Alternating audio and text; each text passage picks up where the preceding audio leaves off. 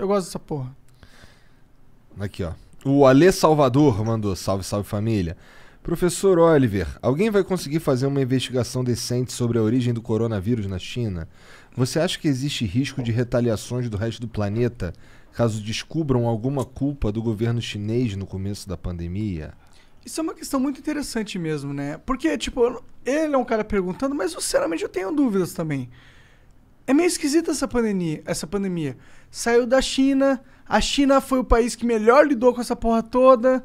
Pelo menos foi o que eles dizem, né? É o que a gente sabe.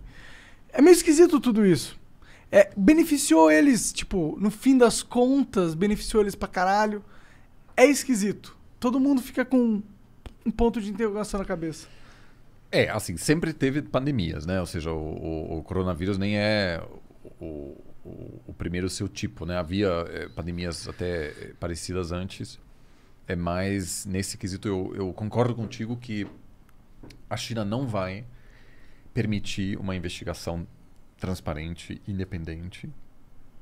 Também porque é um país que, por definição, não é transparente. Ofende o orgulho chinês. Envolveria abrir, vamos dizer, várias áreas da sua gestão que uma grande potência autoritária simplesmente não vai abrir, né? Eu estava falando aqui de entrevista de história oral com ex-presidentes, da gente ouvir as conversas entre Clinton e tal. Isso nunca vai acontecer na China. Que, inclusive, vai limitar a nossa compreensão sobre o mundo. Porque você tem a principal potência do mundo, que jamais libera minutas de reuniões, etc. É totalmente opaca nesse sentido.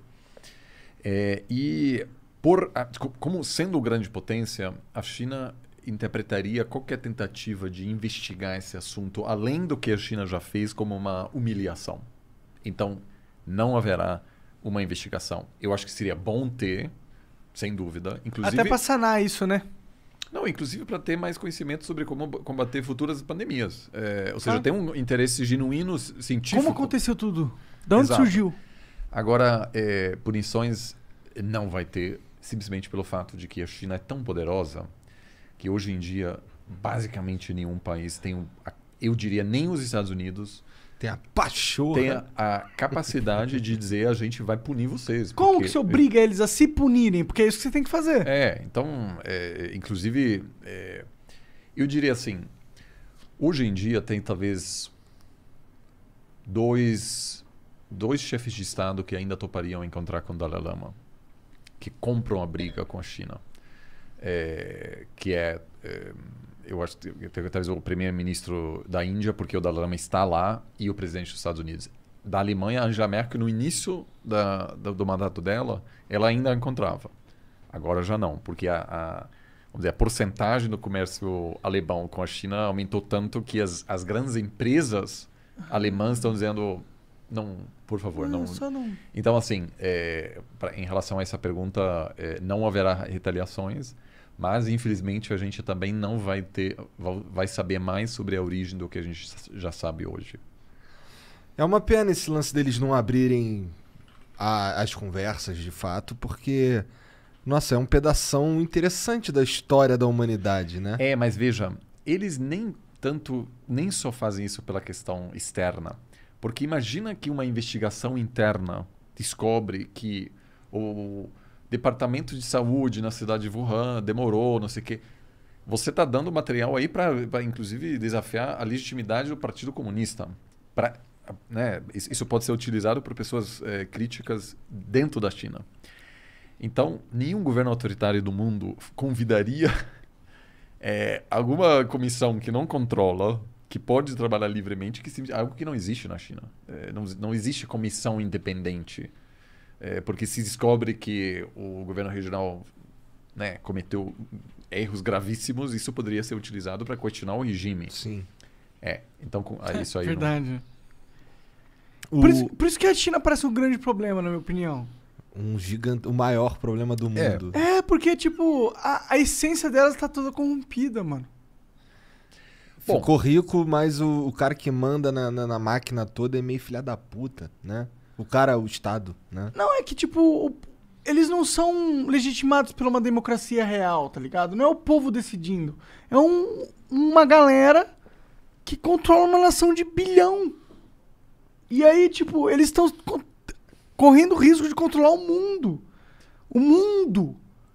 Controlar É meio o mundo eu bizarro. acho que não, assim, porque você ainda vai ter muitos atores relevantes, né? Tanto que os Estados Unidos nunca chegou a controlar o mundo, né? De certa maneira. Muitas coisas não deram certo.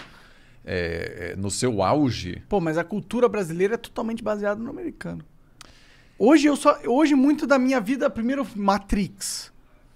Pô, um filme que explodiu minha mente. Toda uma A construção. cultura americana se espalhou de um jeito que só não tá na China. É, exatamente. Tipo, mas tem muita coisa do tipo, a gente criando aqui essa parada. De quem que influenciou a gente? A cultura americana, o Joe Rogan criando lá a parada dele. Entendeu? Então, os Estados Unidos é muito. Culturalmente dominante. Isso faz parte da estratégia, inclusive, que a China não fará. Nós não vamos, nossos filhos e netos não vão assistir novela chinesa, porque isso não faz parte do, vamos dizer, da estratégia chinesa. A própria Eles querem China... ficar rico, professor? Rico e também seguro, né? Porque, assim, uma coisa que...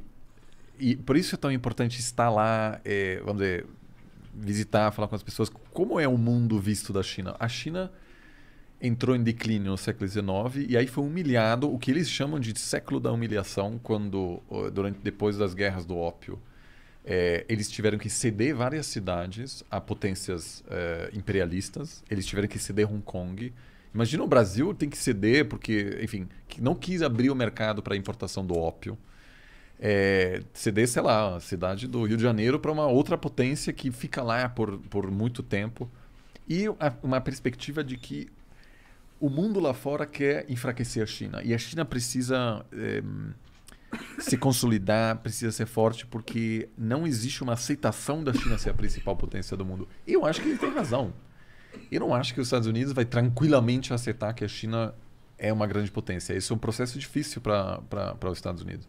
Então, o que, acima de tudo, a China, obviamente, quer é segurança e sofrer nenhum tipo de interferência interna. Eles acham que o apoio militar americano para Taiwan é uma interferência interna.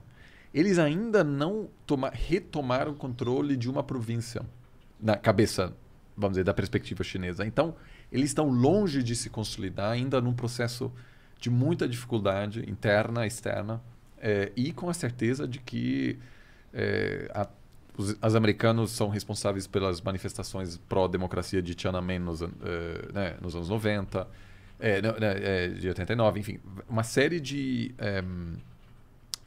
preocupações. Ainda a China se sente muito insegura ainda. E, portanto, assim, alguém dizendo, vamos mandar a investigação sobre o coronavírus, eles... Tá de sacanagem, nunca. Um país que é muito poderoso já, mas ainda muito inseguro, que até 50 anos atrás nem tinha reconhecimento diplomático, né? A maioria do mundo reconhecia primeiro Taiwan. E só depois, aos poucos, né? O Brasil, por exemplo, só chegou a reconhecer a China em 74. Pouco tempo.